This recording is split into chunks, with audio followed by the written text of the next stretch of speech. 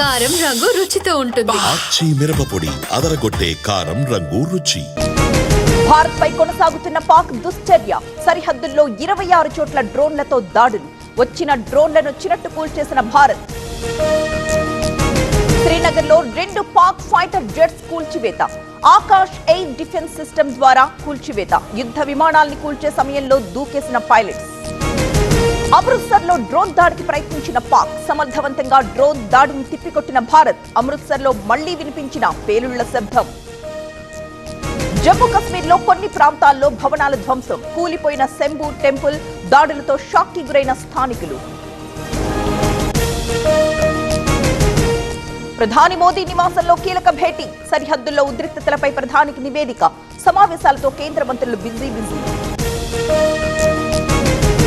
సరిహద్దు ఉద్రిక్తతలతో భారత్ కీలక నిర్ణయం. మే 15 వరకు పలు ఎయిర్పోర్టులు మూసివేత. ప్రయాణికుల కోసం ప్రత్యేక రైళ్లు ఏర్పాటు. వివాదంతో సంబంధం లేదు. ఒప్పందం రద్దుపై జోక్యం చేసుకోలేదు. పాకిస్తాన్ కు షాక్ ఇచ్చిన ప్రపంచ బ్యాంక్.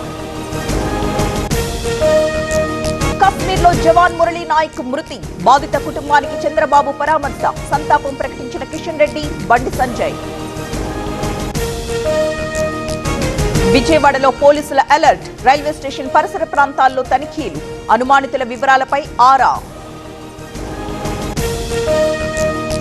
నేటి నుంచే మిస్ వరల్డ్ పోటీలు. హైదరాబాద్ కు చేరుకున్న 109 మంది దేశాల భామలు. పోటీల నిర్వహణపై విపక్షాల అభ్యంతరాలు. శాంతి భద్రతలపై high level meeting. Mock drill పై అవగాహన పెంచాలన్న భట్టి. మిస్ వరల్డ్ పోటీలకు భారీ సెక్యూరిటీ. ములుగు జిల్లాలో పోలీసుల మృతిపై రేవంత్ సంతాపం. ₹1 చొప్పున పరిహారాన్ని ప్రకటించిన సీఎం. భద్రతా స్కీమ్లో 80 లక్షలు, 300 గజాల ఇంటి స్థలం.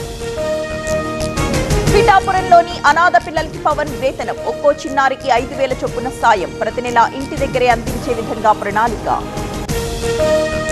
ఏపీలో విమాన సర్వీసుల విస్తరణ. కొత్త సేవల్ని ప్రారంభిస్తున్నామన్న కేంద్ర మంత్రి రామ్మోహన్. జూన్ 13 నుంచి విశాఖ అబుదాబి సర్వీస్.